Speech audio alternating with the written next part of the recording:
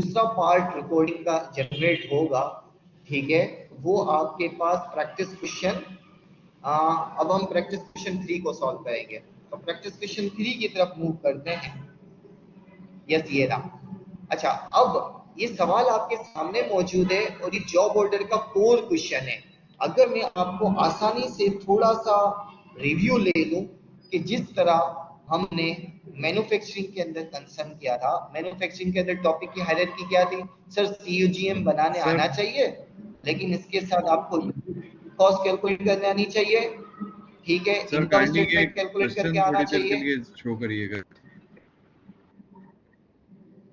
मैं सजेस्ट कौन सा? अच्छा, पिछला वाला मैं क्वेश्चन अभी करवाऊंगा, तो प्रैक्टिस क्वेश्चन 3 की शीट पे मौजूद है ये जॉब ऑर्डर की, ठीक है। मैं अभी प्रॉपर सॉल्व कराऊंगा तो स्क्रीन पे आपके सामने रहेगा, ठीक है। अच्छा, कॉस्ट ऑफ गुड मैन्युफैक्चर में unit cost, income statement, unit cost निकालने आना चाहिए था, इनकम स्टेटमेंट निकालने आना चाहिए था, और बेसिक जनरल एंट्रीज का आइडिया। तो जॉब ऑर्डर के अंदर आपने बेसिक जनरल एंट्रीज बनाने आनी चाहिए, लेकिन जनरल एंट्रीज के बाद दो तरह के सवाल था। मल्टीपल ऑर्डर्स, एक साथ साइमल्टेनियसली अगर मल्टीपल ऑर्डर्स काम कर रहे होंगे तो इसके दो तरह के सवाल थे। प्रैक्टिस क्वेश्चन 2 जो कि 4.4 के अंदर आपके पास रिकॉर्डिंग मौजूद है, ठीक है, और ये उसमें भी आपको मिल जाएगा। 4.4 का लिंक वगैरह मौजूद है जो मैंने आपको शेयर किया हुआ अनाउंसमेंट में, इसको आप अनाउंसमेंट से रेफर कर लीजिएगा। प्रैक्टिस क्वेश्चन 3 का की रिकॉर्डिंग मौजूद नहीं थी, वो उसके लिए मैं अभी यहाँ पर आपके सामने लेकर आ रहा हूँ, प्रॉपर सॉल्व करूंगा। और एक क्वेश्चन है सिंगल ऑर्डर, ये हम बिल्कुल लास्ट के आखिरी में सेशन करेंगे, सिंगल जॉब, ठीक है, और उसके अंदर हम प्रैक्टिस क्वेश्चन 5 को कवर कर रहे होंगे, लेकिन इसकी रिकॉर्डिंग भी 4.5 के अंदर रिकॉर्डिंग अनाउंसमेंट के अंदर मौजूद है। तो अभी आज का सेशन समहाउ मुझे हेल्प करेगा कि फ्यूचर में अगर मुझे किसी को ये रेफर करनी होगी प्रैक्टिस क्वेश्चन 3 का सॉल्यूशन, तो वो मैं यहाँ पे बना रहा हूँ, ठीक है ना। अच्छा, ये सवाल आपके सामने आ गया। अच्छा, अब इस सवाल को प्रॉपर सॉल्व अब स्टार्ट करते हैं, ठीक है। अच्छा, अब अगर मैं कंट्रोल पी और कंट्रोल एल, यस, अच्छा, अब अगर मैं इस क्वेश्चन के लिहाज से अगर बात करूं तो ये क्वेश्चन आपके सामने मौजूद है। अच्छा, अब इस क्वेश्चन में क्या कह रहा है कि following information is taken from the job order सालिन क्वेश्चन। इस वक्त जॉब नंबर 15, 16, 17, 18, 19, 20, 21 पर एक साथ 7 ऑर्डर्स पर, 7 ऑर्डर्स पर साइमल्टेनियसली काम हो रहा है, ठीक है। इन 7 ऑर्डर्स में से अगर आप बोर्ड से देख तो क्या सिचुएशन नजर आ रही है, ठीक है। इन 7 ऑर्डर्स पर कुछ आपके पास मार्च 1 को जॉब नंबर 15 पे कॉस्ट कितनी इनकर्ड हुई है? 160, और 16 पे कॉस्ट कितनी इनकर्ड हुई है? 180। और production cost is nothing but another name of manufacturing cost, और मैन्युफैक्चरिंग कॉस्ट पूरे मार्च में कितनी हुई है? 130, 17 पर हुई है, 15 पर कुछ नहीं हुई, 16 पर कुछ नहीं हुई, ठीक है। अच्छा, लेकिन 17, 18, 19, 20 और 21 इनके ऊपर ये कुछ जॉब ऑर्डर कॉस्ट आपके पास इनकर्ड हुई है, जिसको मैन्युफैक्चरिंग कह सकते हैं या प्रोडक्शन कॉस्ट भी कहना कह सकते हैं, ठीक है। अच्छा, अब मार्च, ड्यूरिंग मार्च 17, 18 और 19 को कंप्लीट किया, इसका मतलब 17, 18 और 19 को कंप्लीट किया, तो क्या मैं इस जुमले की बेसिस पे ये अज्यूम कर सकता हूँ कि 15 और 16 ऑलरेडी कंप्लीट है? क्या मैं अज्यूम कर सकता हूँ? आई होप चैट में ये बात का जवाब आप देंगे तो समझ में आ रही होगी बात, ठीक है। क्या कह सकता हूँ मैं? चैट पे लिख के भी बता आप सकते हैं। सर काइंडली रिपीट करिएगा क्वेश्चन। मैं ये कहना चाह रहा था कि क्या मैं ये कह सकता हूँ कि अगर जॉब नंबर 17, 18 और 19 इस दफा कंप्लीट किए हैं तो इसका मतलब 15 और 16 ऑलरेडी कंप्लीटेड थे। जी सर। ओके, यस, ये इसको एक और तरीके से वेरीफाई किया कि 15, 16 and 17 were sold on account at 40% above, इसका मतलब 15 और 16 ऑलरेडी कंप्लीट थे, तभी सेल आउट किए थे, तभी इसको सेल आउट किया था, ठीक है। तो दैट मींस हमारे पास ये रेडी गुड मौजूद है, ये क्या है? कंप्लीटेड है। ये क्या है? कंप्लीटेड गुड्स हैं। ये भी कंप्लीटेड गुड्स हैं, लेकिन ये इनकम्प्लीट है, ये इनकम्प्लीट है और ये भी इनकम्प्लीट है, तभी इस पर इस दफा काम कर रहे हैं, लेकिन नॉट स्टार्टेड येट। 20 पर काम शुरू नहीं किया था मार्च के स्टार्ट में, और 21 पर भी हमने काम शुरू नहीं किया था। तो इस एक लाइन की बेसिस पर हम इन सातों में से तीन कैटेगरी बना सकते हैं कि 15 and 16 were already completed, 17 18 and 19 were incomplete, and 20 और 21 were not started at the beginning of month. March के स्टार्ट में हमने यही नहीं किया था, ऐसा ही है, ठीक है। तो नाउ अब रिक्वायरमेंट पे सर जाते हैं। 17 भी कंप्लीट है सर। 17 कंप्लीट नहीं है, रीजन कि 45 पर कॉस्ट लग चुकी थी 45,000 की, और इस दफा हमने कितना काम किया हुआ है 130। ये कह रहा है कि 17 वर्ड सोल्ड, बेचा है, ठीक है। मैं इस वक्त बात कर रहा हूं मार्च 1 बिगिनिंग ओपनिंग मंथ के स्टार्ट की बात कर रहा हूं। तो यस 17 कंप्लीट किया है, लेकिन ये जो मैंने स्टेटस लिखे हैं, ये स्टेटस मैंने eight the start of month के लिखे हैं, ठीक है। नासिर साहब बात समझ में आई मैं क्यों कहना चाह रहा हूं कि मंथ के स्टार्ट की बात कर रहे हैं, मार्च 1 की बात कर जी रहे हैं। सर। तो क्या मार्च 1 में तो कंप्लीट नहीं था ना, मंथ के एंड में कंप्लीट हो गया या बीच में complete, during the month complete किया है, ठीक है। ओके सो अब अगर मैं इस रिक्वायरमेंट की बात करूं तो राइट। रिक्वायरमेंट में क्या क्या, cost of finish goods inventory beginning, के बिगिनिंग इन्वेंटरी जो स्टार्ट है वो कितनी है। तो जो कंप्लीटेड गुड्स हैं कौन से दो यूनिट्स कंप्लीटेड हैं, job number 15 and job number 16, ये दोनों कंप्लीटेड है। तो दैट मींस मुझे रिक्वायरमेंट 1 जो कैलकुलेट करनी होगी, ठीक है। तो रिक्वायरमेंट 1 के लिए, और रिक्वायरमेंट 1 क्या है, फिनिश्ड गुड्स ओपनिंग, और ओपनिंग का मतलब मार्च 1 के डेट की बात कर रहे हैं, ठीक है। इस पे job number 15 and job number 16, 15 पे कितनी कॉस्ट लगी हुई है सर 1,60,000, और 16 पे कितनी कॉस्ट लगी हुई है सर 1,80,000। तो that means 3,40,000 is what your finish goods opening, ये आपका रिक्वायरमेंट 1 आ गई, ठीक है, जो कि यहाँ पे मौजूद थी। यानी मैं ये कह सकता हूँ कि इन दोनों का एडिशन मेरा फिनिश गुड्स ओपनिंग है, जो कि मैं यहाँ पर 3,40,000 लिख रहा हूँ, ठीक है। अच्छा अब यही चीज सेकंड रिक्वायरमेंट की तरफ जाते हैं। अब कह रहा है कि goods in process inventory beginning, work in process या incomplete, incomplete at the start of month क्या है। तो इनकम्प्लीट की बात करते हैं तो 17 18, बेसिकली 17 और 18, सर 19 भी इनकम्प्लीट था सर, उस पर तो काम ही शुरू नहीं किया था, तो यहाँ पे क्या लिखा हुआ होना चाहिए था, नॉट स्टार्टेड। तो बेसिकली 17 और 18 इनकम्प्लीट थे, तो इसको मैं वर्क इन प्रोसेस ओपनिंग कहूंगा। यानी मार्च 1 के स्टार्ट में, मंथ के स्टार्ट में ये जो 4 ऑर्डर्स थे, इन 4 ऑर्डर्स में से 2 ऑर्डर्स कंप्लीट थे और 2 ऑर्डर्स इनकम्प्लीट थे। तो जो इनकम्प्लीट थे वो वर्क इन प्रोसेस का पार्ट बन जाएगा। तो इन दोनों को ऐड करते हैं तो 1,15,000 की फिगर आ रही है। तो यही 1 लाख अब मैं यहाँ पर अगर शो करना चाहता हूँ तो रिक्वायरमेंट 2 मेरी क्या आ जाएगी, work in process opening, work in process opening which is on March 1। तो ये क्या होगा, जॉब नंबर 17 और जॉब नंबर 18। सर एक की कॉस्ट है 45,000, दूसरे की कॉस्ट है 70,000, तो 1,15,000 is what your work in process opening.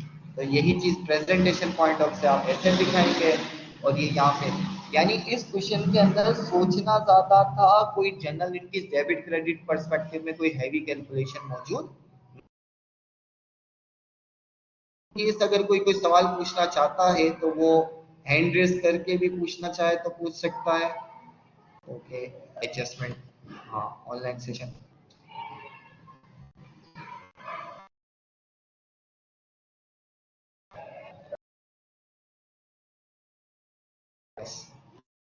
हम इस पर आ जाते हैं। यस, ऑनलाइन सेशन 19 पे वर्क स्टार्ट कैसे है? हसनैन ये पूछना चाह रहे हैं 19 पर वर्क स्टार्ट कैसे है? वर्डिंग पढ़े 19 नॉट स्टार्टेड है। क्यों? क्योंकि इसका ओपनिंग कोई बैलेंस था क्या? इस ऑर्डर का कोई भी ओपनिंग बैलेंस था? नहीं। तो इसका मतलब ये इनकम्प्लीट था ही नहीं, ये वर्क नॉट स्टार्टेड था। बात समझ में आ गई?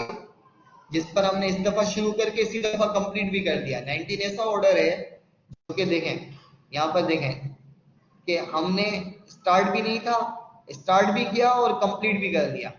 19 एक ऐसा ऑर्डर है। ठीक है, ओके। अच्छा, अब मैं थर्ड रिक्वायरमेंट की तरफ जाता हूँ। अच्छा, थर्ड रिक्वायरमेंट देखें तो क्या कह रहा है। इसके लिए थोड़ी कैलकुलेशन दिखानी पड़ेगी मुझे आपको। क्या लिखा हुआ है? Cost of finish goods inventory ending. Ending कितने है?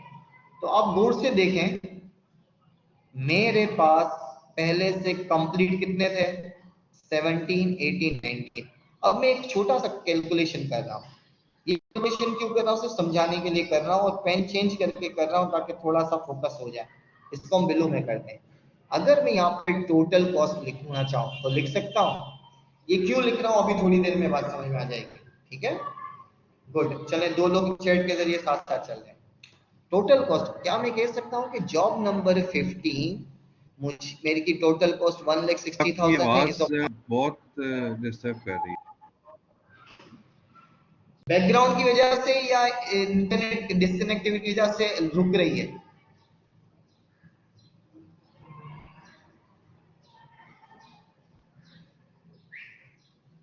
एक मिनट, इसको adjust करते हैं।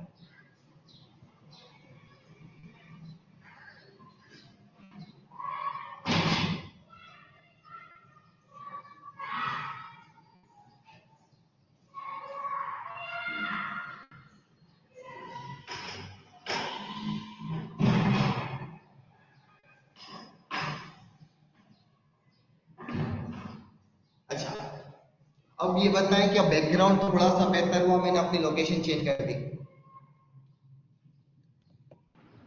जी सर, बिल्कुल। यस सर, अब बेहतर। बैकग्राउंड बेहतर। ओके, चले चले। अच्छा, तो यस, अब मैं क्या कर रहा हूँ, टोटल कॉस्ट का एक कॉलम बना रहा हूँ। क्या मैं ये कह सकता हूँ कि जॉब नंबर 15 1,60,000 की कॉस्ट है। जॉब नंबर 16 पर अब तक 1,80,000 की कॉस्ट लग चुकी है। जॉब नंबर 17 पर ओपनिंग काम कितना हुआ था? 45,000 का। और इस दफा आपने कितनी कॉस्ट ऐड की है? 1,30,000। तो जॉब नंबर 17 पर कॉस्ट 1,75,000 की लगी हुई है। जॉब नंबर 18 जो कि स्टार्ट में 70,000 का इनकम्प्लीट कॉस्ट थी, उस पे 1,20,000 की कॉस्ट हमने ऐड की। तो टोटल 1,90,000 की कॉस्ट ऐड हो गई। ठीक है। सिमिलरली 19 पर ओपनिंग कॉस्ट कुछ भी नहीं थी। एंडिंग कॉस्ट अगर अब तक बात करें तो 2,20,000 की कॉस्ट इनकर्ड हुई है। 20 पर 1,30,000, 35,000, 1,35,000 और 21 पर 90,000 की कॉस्ट इनकर्ड हुई है। ये बात क्लियर है? इसमें किसी को डाउट तो नहीं है टोटल कॉस्ट पर? राइट है सर, ठीक है। अच्छा, अब मैं ये क्यों कर रहा हूँ, मुझे थर्ड रिक्वायरमेंट का आइडिया देना है। थोड़ा सा मैं पीछे, अब तक आप ये देखें कि हम एक काम करते थे cost finish cost of good manufactured का। इसका मतलब यहाँ पर मेरे पास 7 ऑर्डर्स हैं, 7 ऑर्डर्स की कॉस्ट कंप्लीट है। ये दोनों मेरे पास ऑलरेडी फिनिश गुड्स का पार्ट है, ओपनिंग ऐसा ही है। लेकिन मैंने इस दफा ये देखें 17, 18 और 19 वर्क कंप्लीटेड। इसका मतलब इसको भी कंप्लीट किया, इसको भी कंप्लीट किया, इसको भी कंप्लीट किया। तो ये मेरा बेसिकली क्या कहलाएगा? क्या मैं ये कह सकता हूँ कि ये तीनों ऑर्डर मेरा कॉस्ट ऑफ गुड्स मैन्युफैक्चर्ड है? क्या मैं ये कह सकता हूँ? इस पे भी किसी को डाउट नहीं होना चाहिए, क्योंकि ये इस दफा हमने गुड्स प्रोड्यूस की हैं, इस दफा गुड्स मैन्युफैक्चर्ड की हैं, इस दफा गुड्स नहीं सर, कंप्लीट की हैं। ये बात क्लियर नहीं हुई सर। ओके अच्छा, वर्डिंग पढ़े। ड्यूरिंग द मार्च, मार्च के मंथ में जॉब नंबर 17, 18 और 19 को कंप्लीट किया, ठीक है। तो 17 पर कितनी कॉस्ट लगी जी है? सर। 1,75,000। 18 पर कॉस्ट कितनी सर लगी है? 1,90,000। सर और 19 पर कॉस्ट लगी है 220,000, राइट सर। ठीक है। तो 3 ऑर्डर में इस दफा कंप्लीट कर रहा हूं। तो इन तीनों ऑर्डर्स को, ठीक है, मैं कॉस्ट ऑफ यूनिट्स कंप्लीटेड या मैन्युफैक्चर्ड का पार्ट कह सकता हूं। आप यानी अच्छा कि सर आप ये कहना चाह रहे हैं कि ये टोटल 3 प्रोडक्ट जो हैं यही इसमें बनाए गए हैं, 17, हाँ, 18, इस 19 मंथ जो इस है मंथ वो 3 प्रोडक्ट कंप्लीट, हैं जो टोटल बनाए गए हैं इस मंथ में। इस मंथ 3 कंप्लीट किए गए, 2 पहले से कंप्लीट थे। मैं वर्डिंग कह रहा हूं, इस दफा 3 कंप्लीट किए गए, राइट सर। ठीक है। तो अब आपको याद होगा, आप मैन्युफैक्चरिंग में काम करते थे, क्या करते थे? फिनिश गुड्स ओपनिंग में जब cost of good manufacture add करते थे, तो आपके पास अवेलेबल फॉर सेल आता था।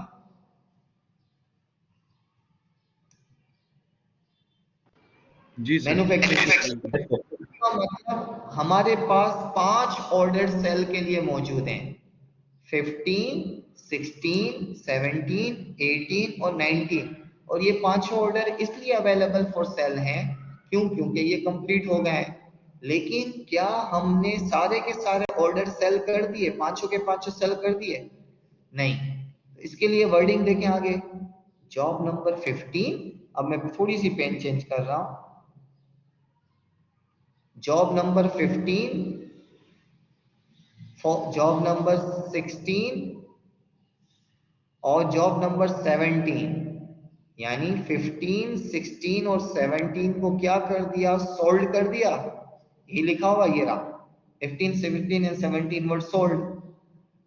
तो इसका मतलब ये हुआ कि अवेलेबल फॉर सेल में से मैं सोल्ड माइनस कर दूंगा, तो मेरे पास फिनिश गुड्स एंडिंग आएगा, जो हम मैन्युफैक्चरिंग में डिस्कस करते थे, इस तरह की चीज। नॉर्मली हम जी क्या सर। करते थे? जी अवेलेबल फॉर सेल में से फिनिश गुड्स एंडिंग माइनस करते थे तो सोल्ड आता था। यहाँ पे मैं सोल्ड माइनस कर रहा हूँ तो क्या आ रहा है? फिनिश गुड्स एंडिंग आ रहा है। तो इसका मतलब ये हुआ कि आउट ऑफ दिस 160, 180, 175, 190 और 220, मैंने ये तीनों ऑर्डर सेल कर दिए। तो ये जो मेरे पास 2 ऑर्डर्स बच गए हैं, सर कौन से वाले 2 ऑर्डर्स? जॉब नंबर 18 और जॉब नंबर 19। ये मेरा क्या कहलाएगा? फिनिश गुड्स एंडिंग कहलाएगा, ठीक है। तो दैट मीन्स ये फिनिश गुड्स एंडिंग हम ऐड कर देंगे, किसको ऐड कर देंगे? 1,90,000 एंड 2,20,000। तो ये आपके पास क्या फिगर आ रही है? 4,10,000। यानी मुझे यहाँ पर अपनी थर्ड रिक्वायरमेंट को सॉल्व करने के लिए क्या करना होगा? फिनिश गुड्स एंडिंग की कैलकुलेशन के लिए मैं जॉब नंबर, कौन से 2 जॉब नंबर जो मेरे पास रह गए हैं उनकी बात करेंगे हम। सर जॉब नंबर, मैं नंबर भूल गया। यस सर, 18 एंड 19 ऐसे हैं जो कंप्लीट तो कर दिए हैं। 18 एंड 19 ऐसे हैं जो कंप्लीट तो कर दिए लेकिन सेल नहीं किए, स्टिल वेयरहाउस में ये मौजूद हैं। तो दैट मीन्स मेरा job number 18 and job number 19, sir एक 1,90,000 का था और एक 2,20,000 का था। इन दोनों को ऐड करते हैं तो फिनिश गुड्स एंडिंग 4,10,000 आपके पास आ रहा है, ठीक है। अच्छा, अब यही चीज आप आगे बढ़ते हैं रिक्वायरमेंट पर। सर अब फोर्थ रिक्वायरमेंट क्या कह रहा है? Cost of finish goods, goods in process inventory ending ending goods in process की बात करनी है। तो एंडिंग गुड्स इन प्रोसेस के लिहाज से अगर हम बात करते हैं तो वो कैसे आएगा? सर ये दो ऐसे थे 20, ये दो ऐसे थे जिसपे काम शुरू तो नहीं किया था लेकिन खत्म भी नहीं किया था, ऐसा ही है ना। 20 और 21 पर काम कितना हुआ है सर? 20 पर 135 और क्या, लेकिन आप देखें 19 तक कंप्लीट है, क्या 20 कंप्लीट है? 20 कंप्लीट नहीं है, 21 भी कंप्लीट नहीं है। तो ये जो जॉब नंबर 20 एंड 21 जिसपे 1,35,000 एंड 90,000 की कॉस्ट लगी हुई है, ये कॉस्ट बेसिकली देखा जाए, ठीक है, तो ये इनकम्प्लीट गुड्स की कॉस्ट है। अब मैं नोट स्टार्ट लिखा हुआ था स्टार्ट, अब मैं स्टार्ट की बात नहीं कर रहा, यहाँ पर हम किस पर आ चुके हैं? एंडिंग की बात हो रही है। यहाँ पर हम किसकी बात कर रहे हैं? एंडिंग की बात कर रहे हैं। तो एंडिंग पर्सपेक्टिव में job number work in process ending की बात कर रहा हूँ। तो ये कितनी फिगर बनी सर? 2,25,000। सर 2,25,000 कैसे आया? मैं सिंपली दो ऑर्डर्स बुक की कॉस्ट को ऐड कर रहा हूँ, यानी मैं यहाँ पर क्या कर रहा हूँ? Work in process requirement fourth पे बात करते हैं, वर्क इन प्रोसेस एंडिंग यानी मार्च 31 की बात करेंगे तो वो क्या हो जाएगा सर? जॉब नंबर 20 और जॉब नंबर 21। 20 की कॉस्ट सर 1,35,000 और 21 की कॉस्ट 90,000। तो इन दोनों को ऐड करते हैं, 2,25,000 is what your work in process ending, is what your work in process ending, ठीक है। तो ये तीनों चीजें ऐसा, ये चारों रिक्वायरमेंट हमने अभी कैलकुलेट की 1 2 3 4, ठीक है। अच्छा, अब अगर मैं कॉस्ट ऑफ गुड मैन्युफैक्चर्ड की बात करूं तो हम ये कॉस्ट ऑफ गुड मैन्युफैक्चर्ड निकाल चुके हैं। ये दो तरीकों से निकालेंगे। एक तो सर हम ये सीओजीएम में कौन से आएंगे सर? हमने बोले बोले बोले सर ये एग्जाम्स में भी इसी तरह कंफ्यूजिंग किस्म की स्टेटमेंट्स होंगी जिससे ये कंफ्यूज एक्सट्रैक्ट करना होगा। हाँ, मैं अगर practice question 3 is sample example, मैं अब आपको फिर यूं अगेन वापस इस चीज पे आ जाता हूँ। टेक्स्ट गुड के चले आप क्लेरिफाई करवा रहे हैं। देखें, मैंने कहा जॉब ऑर्डर के अंदर आपको इन तीन तरह के सवालात का आइडिया लेना है। वो तीन तरह के सवालात कौन से हैं? चले, मैंने इसको क्रॉस करवा दिया था, एक और भी क्रॉस करवा देता हूँ आपके लिए, इसको भी काट दें। Practice question 2, practice question 3, practice question 5, ठीक है। 3 में अभी करवा रहा हूं, ठीक है, ये लाइव सेशन में मैंने करवाया क्योंकि इसकी रिकॉर्डिंग नहीं थी, ये मैं एससी से एक्सट्रैक्ट कर लूंगा, ठीक है। लेकिन प्रैक्टिस क्वेश्चन 2, 3 एंड 5 इन तीनों को आप वैल्यू चेंज करके एक्सपेक्ट करें, इससे ज्यादा नहीं। और ये कंफ्यूजिंग स्टेटमेंट नहीं है एक्चुअली, इस वक्त लाइव की वजह से ज्यादा फील हो रहा है आपको, ठीक है। वरना ये क्वेश्चन अगर आपके सामने इस तरीके से आ जाएगा तो आपको इन्फॉर्मेशन एक्सट्रैक्ट करने आनी चाहिए। देखें, as a business manager sometime report में आपके सामने ही होता है, आपको अपनी रिक्वायरमेंट की चीजें नंबर कैलकुलेट करने आने चाहिए। तो अब अगर मैं जैसे कि मैं अभी 5th पे कॉस्ट ऑफ गुड मैन्युफैक्चर्ड के लिए काम करूंगा, कॉस्ट ऑफ गुड मैन्युफैक्चर्ड के लिए मैं क्या काम करूंगा अभी सर? हमने कॉस्ट ऑफ गुड मैन्युफैक्चर्ड कैसे पढ़ा था सर? फैक्ट्री कॉस्ट ऐसा ही है, या प्रोडक्शन कॉस्ट में हम प्लस करेंगे वर्क इन प्रोसेस ओपनिंग और माइनस करेंगे वर्क इन प्रोसेस एंडिंग, तो कॉस्ट ऑफ गुड मैन्युफैक्चर्ड आएगा, ऐसा ही है, ठीक है। तो अगर मैं इस क्वेश्चन के मैन्युफैक्चरिंग या प्रोडक्शन कॉस्ट की बात करूं तो मेरे पास एक मिनट, फंक्शन यस हियर आ जाते हैं। हाय हाय हाय हाय हाय, मेरा लैपटॉप थोड़ा हैंग ज्यादा हो रहा है नॉर्मल के कंपैरिजन में। यस, ये कैलकुलेटर पे बात कर लेता है। प्रोडक्शन कॉस्ट मुझे कैलकुलेट करनी है, ऐड करनी है, प्रोडक्शन कॉस्ट मुझे लेनी है, ठीक है। इसको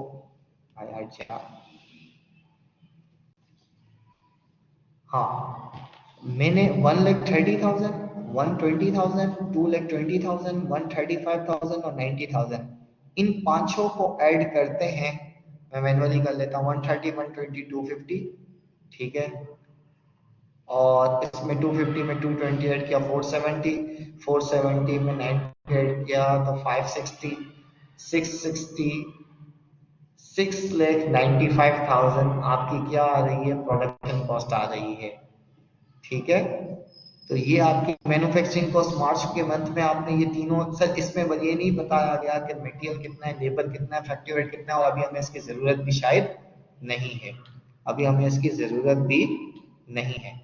तो अब अगर मैं इसी पर्टिकुलर क्वेश्चन को यहां पर देखता हूं तो मेरी फैक्ट्री कॉस्ट या मैन्युफैक्चरिंग कॉस्ट क्या मैं लिख सकता हूं 6,95,000। सर ये 695 कैसे आया, पूरे मंथ की मैन्युफैक्चरिंग कॉस्ट को ऐड किया और इसमें हम ऐड कर दें, क्या ऐड कर दें सर, अभी work in process opening 1,50,000 plus कर दें और 2,25,000 वर्क इन प्रोसेस एंडिंग को क्या कर देंगे, माइनस कर देंगे। तो 1,15,000 ऐड किया और 2,25,000 क्या कर दिया, माइनस कर दिया। तो 5,85,000 is what your cost of good manufactured. तो ये जो आपसे एक रिक्वायरमेंट पूछी थी, कौन सी, fifth requirement, cost of good manufactured, ये कॉस्ट ऑफ गुड मैन्युफैक्चर्ड की रिक्वायरमेंट हमने इस तरीके से की, लेकिन मैं इसको दूसरे तरीके से भी करूंगा। ये फिफ्थ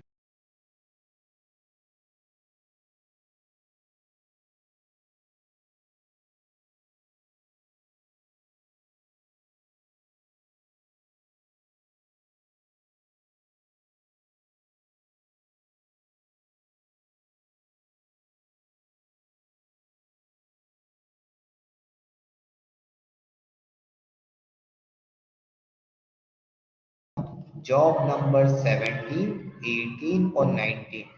सर 17 की कॉस्ट कितनी थी, 1,75,000।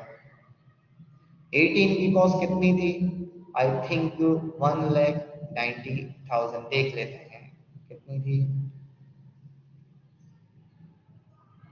1,90,000 और 2,20,000, 1,90,000 एंड 2,20,000।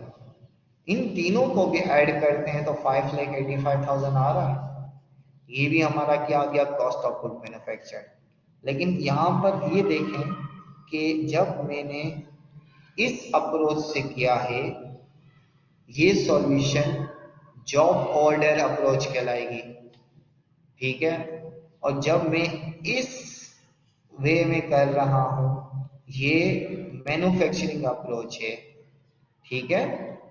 इस वक्त दोनों अप्रोच दिखाने का ऑब्जेक्टिव मेरा क्या था, ऑब्जेक्टिव सिर्फ ये था कि एक सवाल में डेटा किसी भी तरीके से आए, आपको ultimately cost of good manufactured के नंबर्स निकालने आने चाहिए। तो कॉस्ट ऑफ गुड मैन्युफैक्चर्ड किस तरीके से कैलकुलेट करेंगे, ये आपके सामने मौजूद है। कॉस्ट ऑफ गुड सोल्ड भी इसी तरीके से आप करना चाहें तो कर सकते हैं, ठीक है। कॉस्ट ऑफ गुड सोल्ड के लिए मैं क्या कर रहा हूँ, ये देख रहे हैं। अब आगे बढ़ जाते हैं। अच्छा, ये अगले सवाल की तरफ मूव हो गया, जगह नहीं है। मैं यहीं पर क्या कर रहा हूँ, यस, मैन्युफैक्चरिंग। अब मैं अगर यहीं पर लिख के लिखूं, क्या मैं लिख सकता हूँ कि sir finish finish good goods, add करेंगे ना। Yes, finish goods opening add करूंगा, फिनिश गुड्स एंडिंग लेस करूंगा। सर फिनिश गुड्स ओपनिंग और finish goods ending, sir opening था 3,40,000 याद होगा, और finish goods ending I think मौजूद था पीछे, अभी देख लेते हैं, अभी निकाला था। ये 3,40,000 ओपनिंग है और फिनिश गुड्स एंडिंग 4,10,000 है। फोर लैख तो टेन ये थाउजेंड 4,10,000 मैंने लिख दिया, ये माइनस कर दिया इसमें। तो अप्रोक्स 70,000 माइनस करते हैं तो 5,15,000 is what your cost of goods sold. लेकिन यही चीज अगर मैं जॉब ऑर्डर के पर्सपेक्टिव में यहाँ पे लिखूं, तो हमने कौन कौन से जॉब सोल्ड की है, जॉब सोल्ड कौन सी की है, तो वो सवाल अगर हम देखते हैं तो सर हमने जॉब नंबर 15, 16 और 17 सेल किए। तो 15 की कॉस्ट कितनी है सर, 160,000। 16 की कॉस्ट कितनी है, 180,000। 17 की कॉस्ट कितनी है, 1,75,000। तो मैं यहाँ पर लिखना चाहूँ तो लिख सकता हूँ कि जॉब नंबर 15 16 and 17, 17 की कॉस्ट 1,75,000, 15 की कॉस्ट 1,60,000 और इसकी कॉस्ट 1,80,000। इन तीनों को ऐड करते हैं तो भी हमारे पास 5,15,000 आ रहा है। ये जॉब्स सोल्ड की अमाउंट आ गई। तो देखें क्वेश्चन में डेटा किसी भी तरीके से आए, ये आपके सामने, अगर मिसाल के तौर पे अगर मैं ये जॉब ऑर्डर ही का सवाल आपके सामने ओपन करके लेकर आ जाता हूँ, ठीक है, मेरा लैपटॉप गया, ओके यस, इस पे एक मिनट, यस दिस यस, तो यही सवाल आपके सामने मौजूद है और इस सवाल के अंदर डेटा इस तरीके से दिया गया है। वो मैंने इसके ऊपर क्वेश्चन में पावर पॉइंट पे लिख के उसको इतना ज्यादा कॉम्पोज कर दिया कि वो देखने में बड़ा कंफ्यूजिंग हो रहा था, लेकिन एक्चुअल क्वेश्चन आपके सामने ये आएगा और आपको रेलेवेंट इंफॉर्मेशन पिक करने आनी चाहिए। ठीक है, रेलेवेंट इंफॉर्मेशन पिक करने आनी चाहिए। आई होप सर एक और इंफॉर्मेशन इसमें दी हुई है कि वो 40% सोल्ड वाली। अब लास्ट रिक्वायरमेंट देखें, लास्ट रिक्वायरमेंट क्या लिखी हुई है, मैंने 6 रिक्वायरमेंट कर ली, ये मैंने 5th रिक्वायर्ड की, तो ये कौन सी रिक्वायर्ड है सर, ये रिक्वायर्ड 6 है और ये भी रिक्वायर्ड 6 ही है। ये दोनों तरीकों से किया। अब 7th रिक्वायर्ड की तरफ जाते हैं। 7th रिक्वायर्ड यहाँ पे लिखा हुआ है सवाल में, क्या था, सेल्स कैलकुलेट करना है। ये रहा सेल्स कैसे कैलकुलेट करना, अब कह रहा है कि जो भी यूनिट सेल किए हैं वो 40% अबव कॉस्ट पर सेल किए, जो भी यूनिट सेल किए हैं वो 40% अबव कॉस्ट पे सेल किए। तो ये कैसे होगा, सिंपली यहीं पर आ जाते हैं, यहाँ पर सर ये जॉब सोल्ड है, अब यहाँ पर गुड सोल्ड को 40% पे मल्टीप्लाई करते हैं, मल्टीप्लाई करेंगे तो यस वो अबव कॉस्ट आएगा, यानी इसका 40% निकाला तो सर ये आ रहा है 2,06,000 आ रहा है, ऐसा ही है। लेकिन सेल्स क्या होगी, 5,15,000 कॉस्ट है और 2,06,000 अबव कॉस्ट है, तो 7,21,000 इज व्हाट योर सेल्स की फिगर आ गई। ये आपकी कौन सी रिक्वायर्ड हो गई, रिक्वायर्ड नंबर 7 हो गई। ठीक है, तो ये अच्छा, ये बेसिक मैथ्स के तौर पर कवर करना चाहें तो कह सकते हैं। तो इन एक्चुअल क्वेश्चन वही आपके पास ही था, ठीक है, कि आपको cost of good manufactured, cost of good sold और सेल्स की कैलकुलेशन, ये नंबर्स कैलकुलेट करने आने चाहिए। अच्छा, अब इसमें जनरल एंट्रीज भी पूछी है। अब वो जनरल एंट्रीज किसकी पूछी है, देखिए 5th, 6th और 7th की पूछी है, और आपको याद होगा कि ओपनिंग और एंडिंग बैलेंसेस की हम जनरल एंट्रीज नहीं बनाते। सर काइंडली यहाँ पे एक क्वेश्चन है सर। बोले सर क्वेश्चन ये, आपने ये देखा है कि एक्चुअली ये छोटी छोटी सी वो हैं, मतलब कैलकुलेशंस हैं, ऑफ कोर्स बड़ी कैलकुलेशंस नहीं हैं, लेकिन छोटी छोटी सी कैलकुलेशंस ये ना, वो बिल्ड अप करते करते अप टू दिस सेल्स सारी चीजें बिल्ड अप करते हुए वहां तक पहुंचती हैं। तो एनी स्टेप जो कि आपको तो by virtue of experience, by virtue of your knowledge, नहीं, आई डोंट, ये पूछना चाह रहे हैं कि सर अगर एक स्टेप में गड़बड़ हुई तो क्या उसका इफेक्ट आगे आएगा, नहीं, एरर कैरी फॉरवर्ड नहीं होगा, मार्किंग पे इसका इफेक्ट नहीं आएगा, पार्शियल डिडक्शन होगी। अगर आपका स्टेप या मेथड ठीक है और किसी एक बेस फिगर के इनपुट के रॉन्ग होने की वजह से आपका आउटपुट रॉन्ग होगा, तो इसका मैं असेसमेंट में इसकी टेंशन ना लें, ये इसमें बेफिक्र रहें। इसमें आपको मिडटर्म की कॉपी आपके सामने आएगी तो आपको, आप इस पर आर्ग्यू कर सकते होंगे, आप कॉपी सामने दिखानी होती है तो आपके सामने आ जाएंगी।